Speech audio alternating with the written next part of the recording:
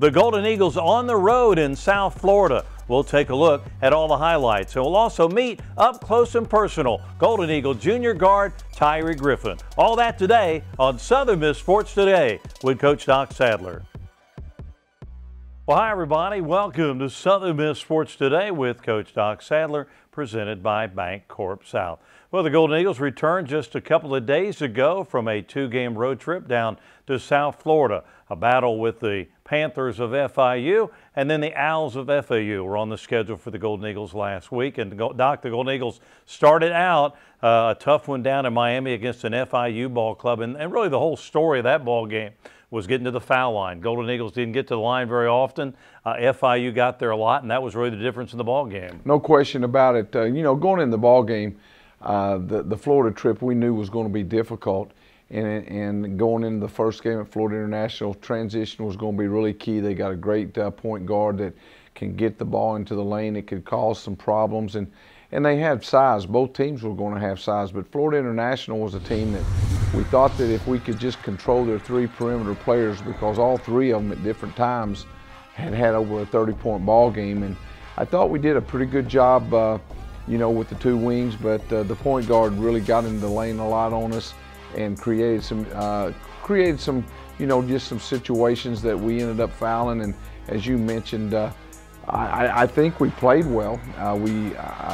Looking back and watching the tape, it was something that, I thought that it wasn't that we didn't play that well.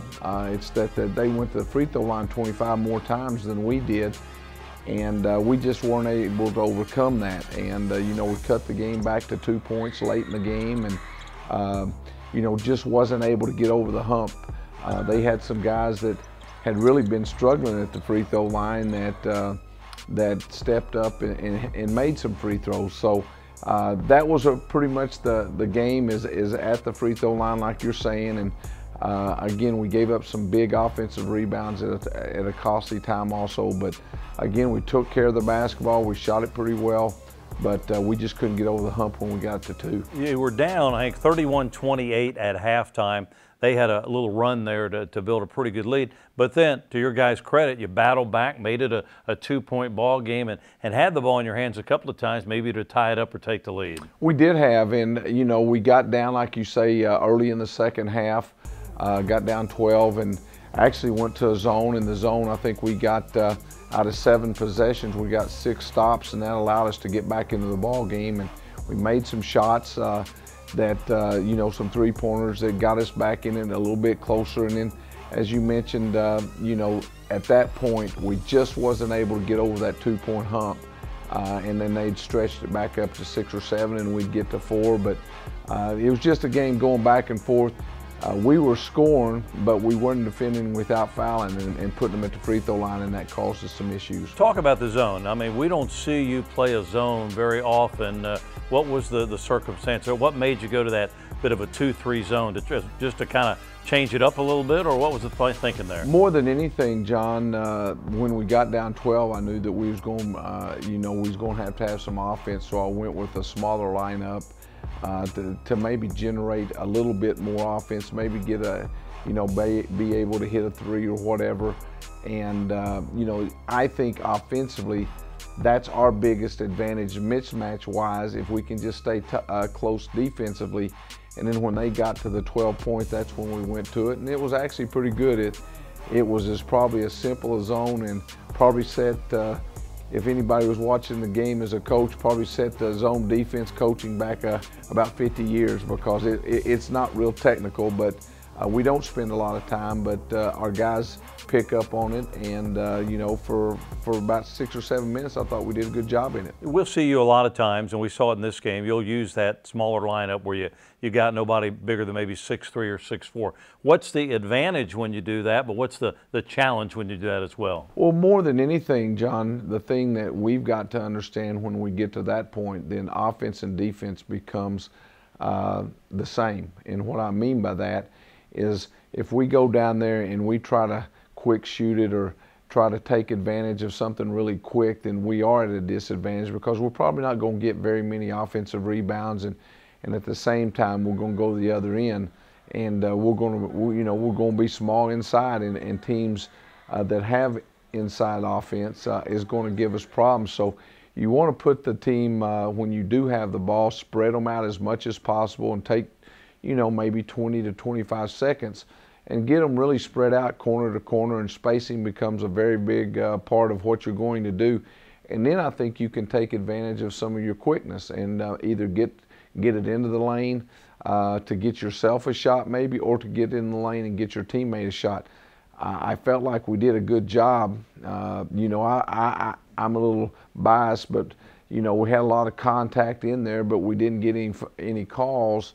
And that's just the way it is on the road. And when you don't get the calls when you're attacking the rim, then that really does hurt your small lineup. You guys have ranked in the top 10 all year long in taking care of the basketball. Very few turnovers. What do you attribute that to? Is that something you've worked on, something you've talked to the team about? Well, again, I think we're number 3 in the country, actually, with a little over nine a game. But again, I think it's more than anything, it's just guys playing within themselves and not trying to do too much.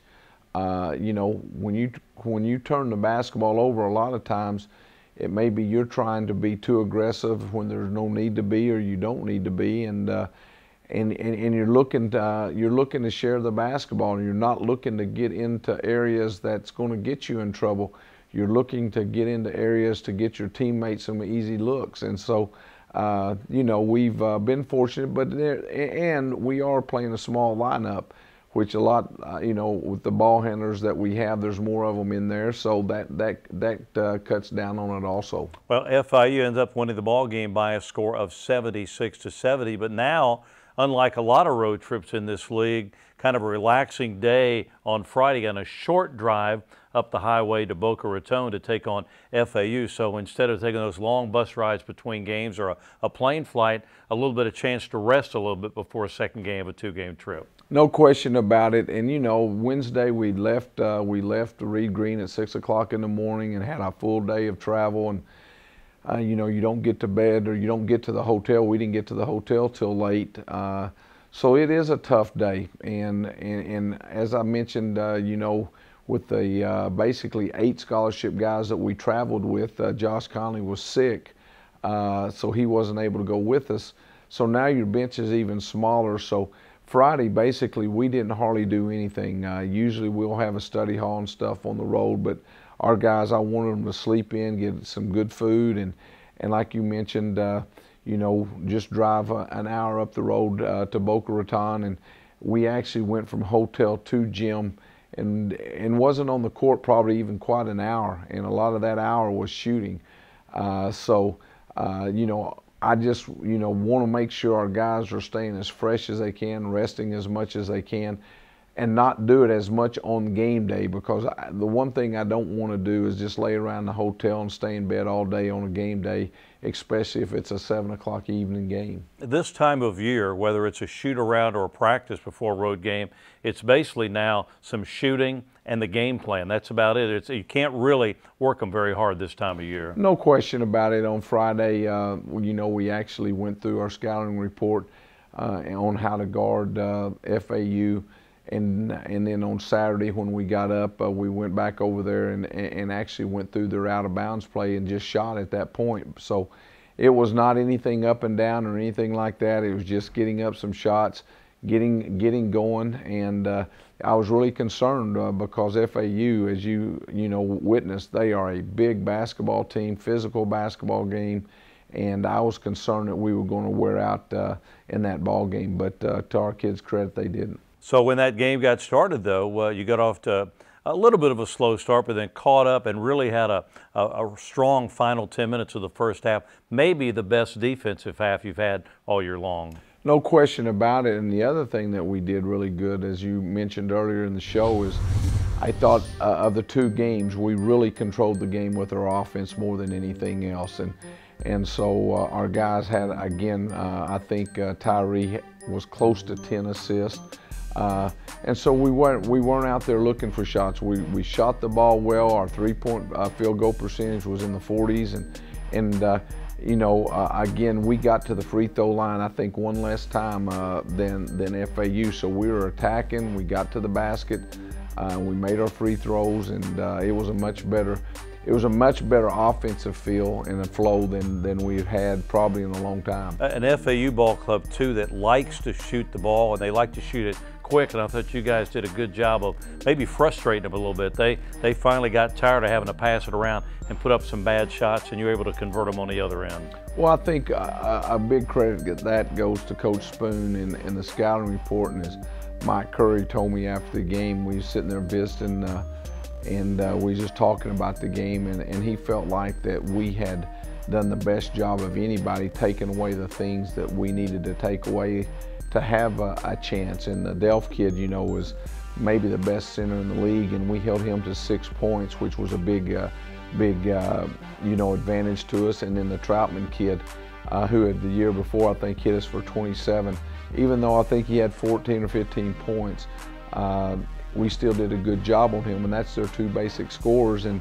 so that was the reason we were able to hold them, I think, to 66 points, which is one of the better defensive games that we've played. You hit a 38-21 lead at halftime, so you're really in charge of the game, but they kind of battled back, as I'm sure you expect them to do. They're a good basketball team. They battled back, but you guys made some big plays down the stretch to hold them off. Well, I think a couple of things were key in that ball game, John.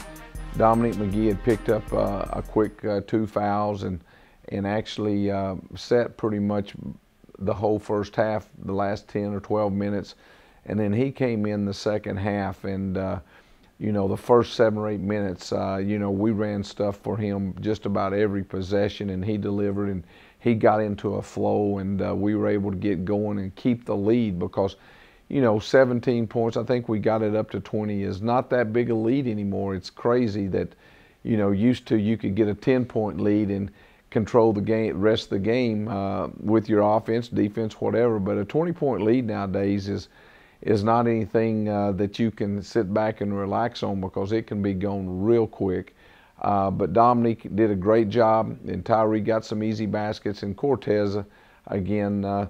And then we had, you know, everybody stepped up. Kevin made a couple of threes, and then we had Drain hit some. So all that being said, probably that 4 or 5 minutes in the first half that Penny Hampton, that LaDavis Drain, and D'Angelo, and, you know, they played and really helped our team, gave us some extra minutes of rest. I thought that was probably about as critical as anything we've had in a long time. Yeah, I thought, and we talked about this after the game on the radio, you were able to, it's rare that you can sit Tyree Griffin down. The ball's in his hands so many times, but you got a lead there in the second half, got to sit him down for 3-4 minutes for that stretch run, that final 4 minutes of the ball game. Well, again, I think, you know, in Cortez and Tyree's situation on Thursday night, and maybe some other times, they're playing so many minutes that they just get tired, and unusual for them to miss free throws, and we missed 4 straight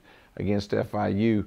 So I wanted to try to get Cortez and Tyree some rest in the second half, and we were able to do that. And you know, if you look back on the game, I think everybody that played really contributed. Eddie Davis took 2 huge charges, yeah.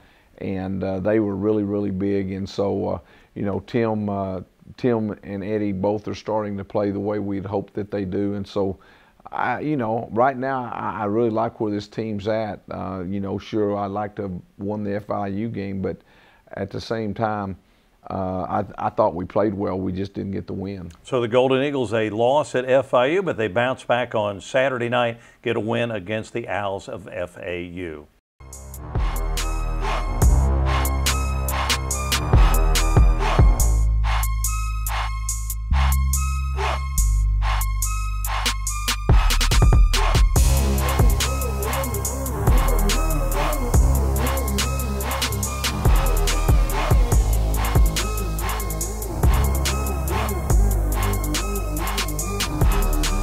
And we're back now in Southern Miss Sports Today with Coach Doc Sadler. Well, as you know, each week we like to feature one of our Golden Eagle players or perhaps somebody off of the coaching staff. This week it's junior guard Tyree Griffin out of New Orleans, Louisiana. And Doc, a guy who sat out last year, played a couple of years for Oklahoma State, but boy, what a big difference he's made to the team this year.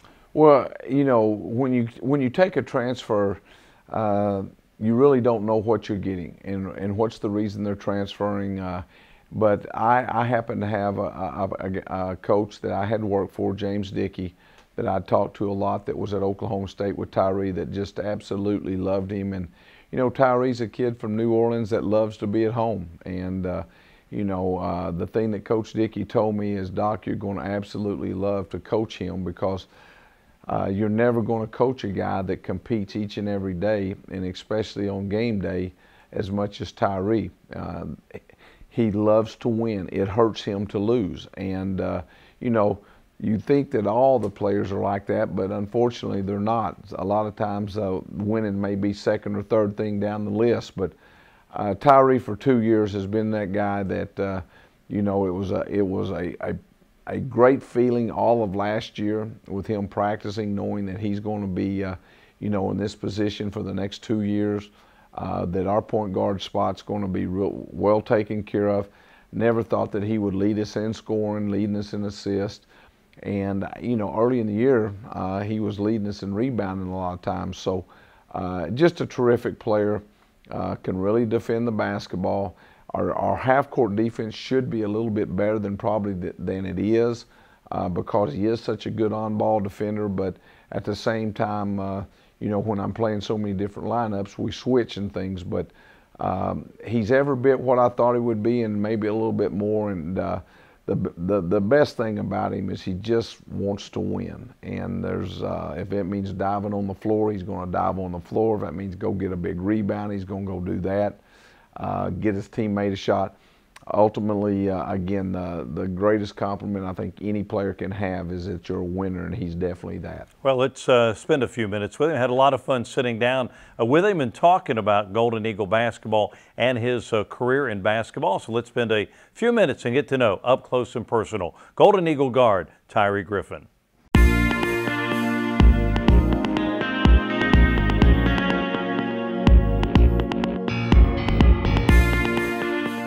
What made me decide to come to Southern Miss was like Coach Doc and Curry.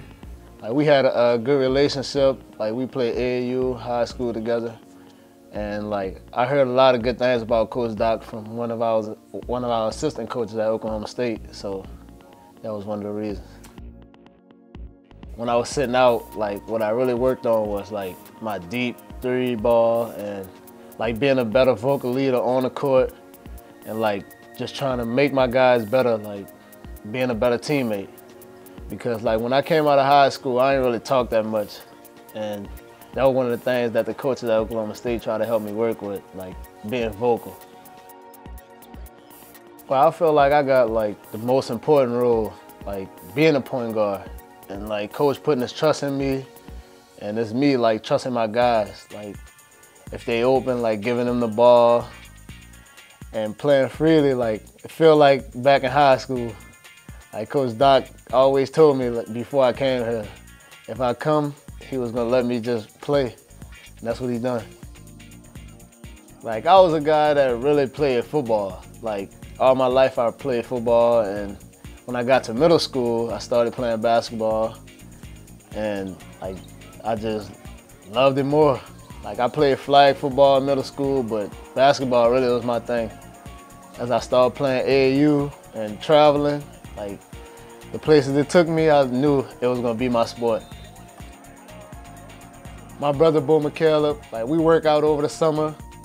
Like I just try to do like everything that he do to like become a professional. Like I see how he handle things basketball-wise.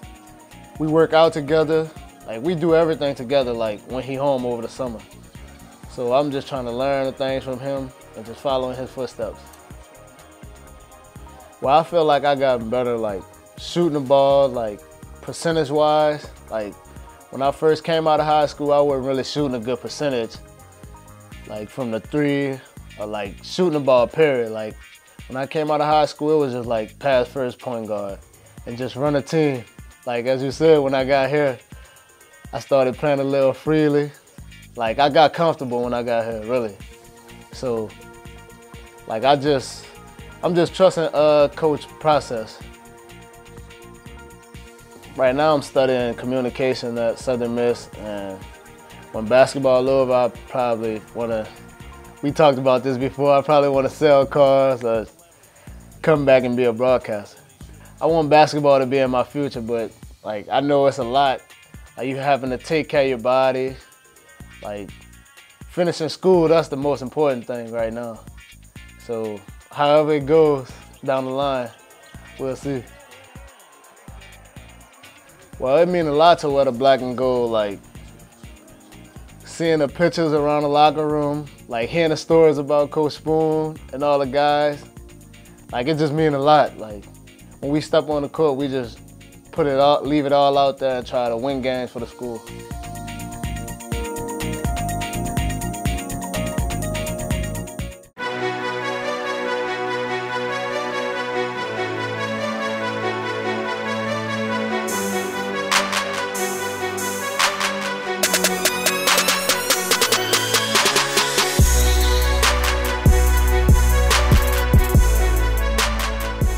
Well, the Golden Eagles now get to play 4 consecutive games at Reed Green Coliseum. That's a big thing for them to happen this time of the year when you get late in the season. Thursday night, it'll be the Monarchs of Old Dominion at Reed Green Coliseum, and then Saturday afternoon, the 49ers of Charlotte. And Doc, let's talk about ODU, and this is a team that a little bit maybe under the radar. They're a really good basketball team. They're going to battle, looks like, Middle Tennessee, maybe for the regular season title, but really talented Old Dominion Ball Club. You know, they probably have as good a team as we've played against. You know, they had Middle Tennessee beat. Middle Tennessee came back at the end and got them, but they've got 2 losses in the league and 1 game behind Middle Tennessee. And, you know, again, Jeff's team is going to be so consistent. He started the same lineup now for every game this season. He's very, very comfortable with it. They probably got 3 of the better players on one team and different positions. They got a great guard that can score it, and they got an inside guy at, you know, 6'10" to 7 foot that is probably the best post player in this league. And then one of the Stiff brothers, you know, that's dad played for Jeff at Virginia, you know, is a 4-man that gives us a hard matchup. So it's definitely going to be a game that, you know, it's going to be as tough a game as we're going to play all year. And obviously, you know, their record speaks for itself, but they're not going to beat themselves. We're turning the ball over 9 times a game. I think they're turning it over right at a little over 10 a game. So it's going to be a good basketball game, and we're going to have to play the best we've played all year to have a shot at them. And they're a team, too, it seems like, the way coach has got to develop this team is one that can play any type of game. If it needs to be a low-scoring game, they can play it that way. If it needs to be a run-and-gun game, they can do that as well. Well, they've got the pieces that on their team that is a quality basketball team, and they're going to play. They're going to guard you. They're in the top 2 or 3 in the league in team defensive scoring, and they're also in the top half of scoring. So it's going to be a heck of a basketball game. They're not going to beat themselves. I think we take care of the ball really well, but it's going to take everything that we have to have a shot at the last 5 minutes. And more than anything, we're going to need a lot of help. Saturday's game is against Charlotte, and a little different situation there. Mark Price, who had been their coach, I guess, a little over 2 years, was let go earlier in the year. So they're kind of a team that's kind of in transition, but it looks like they're playing pretty good. They battled Middle Tennessee to a 5-point ball game on Saturday, so you can't overlook the Charlotte 49ers. No, you can't, and especially now I think they've got a couple of kids back in the last couple of games that are playing really well. So it's going to be the kickoff to 4 straight ball games. It's going to be very, very difficult, and hopefully we'll get a lot of people out on Saturday afternoon after playing a good ball game on Thursday night. And you know, because it's, again, we're not to the point that we can go out here and win on our own, especially beating a team like you know, Old Dominion. We're going to have a home court advantage, and the only way we can do that is people come out. And I'll tell you what, nice to have 4 consecutive games at home. It seems like we've been on the road almost every week. So to play 4 in a row this time of year, big advantage for the Golden Eagles. Wow, it's going to be unbelievable, and we're going to need it, because the 4 teams, like you say, 3 of the 4 teams are probably the 3 best teams in the league. Charlotte can beat someone. But the other 3 teams, UAB, the Old Dominion, Middle Tennessee are the, no question, the three of the best teams in this league. All right, Doc, should be a fun week. Congratulations on the win on Saturday night, and we'll see you next week. Hey, thanks, John. All right, and don't forget on Monday night, it's the Golden Eagle Hotline out at Georgia Blue in Hattiesburg. We always have a lot of fun sitting around talking Golden Eagle basketball, so why not stop by, visit with us, enjoy a great meal, and we'll continue to talk Golden Eagle basketball. That'll do it. We'll see you at Reed Green Coliseum this week for the Golden Eagles Old Dominion on Thursday night and Charlotte on Saturday afternoon. A couple of good ones at Reed Green Coliseum. Have a great week. We'll see you next time. Another inside look into Golden Eagle basketball. Hey basketball fans, the 2018 Conference USA Basketball Championship presented by Baylor Scott & White Sports Performance Center at the Star is coming to Frisco, Texas. 24 men's and women's basketball teams playing 22 games will take place at Ford Center at the Star, headquarters to the Dallas Cowboys. Join us for 4 days of exciting hoops March 7th through the 10th with CUSA titles and NCAA automatic bids on the line. For tickets and more information, go to conferenceusa.com. You won't want to miss Hoops at the Star this March. You got me falling hard, sweet baby, you got me falling hard for you. And still, I felt this way before, you know it's true. And still, you got me more and more.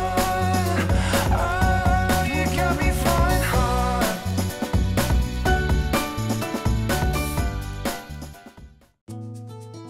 Been thinking about it since I was a kid. Mom would be so proud. If I could do it for a living. Using my mom's recipes to open up a cupcake shop. For my daughter to go to vet school. Singing karaoke in all 50 states. Captaining my own shrimp boat. Tell us what you dream about. With the right loan or savings plan, we can make it a reality, no matter how crazy. That's right. Thank you. Thank you very much. Keeping you within reach of what matters most. We're Bancorp South, and we're right where you are. Hey Southern Miss fans, it's Toby Barker, Mayor of Hattiesburg. Mickey Spagnola once wrote, if you're going to war and you get to choose first, choose Southern Mississippi. Always choose Southern Mississippi. Don't fight Southern Mississippi because no matter how hard you fight, those folks will fight harder. His words capture the character of our institution and our city.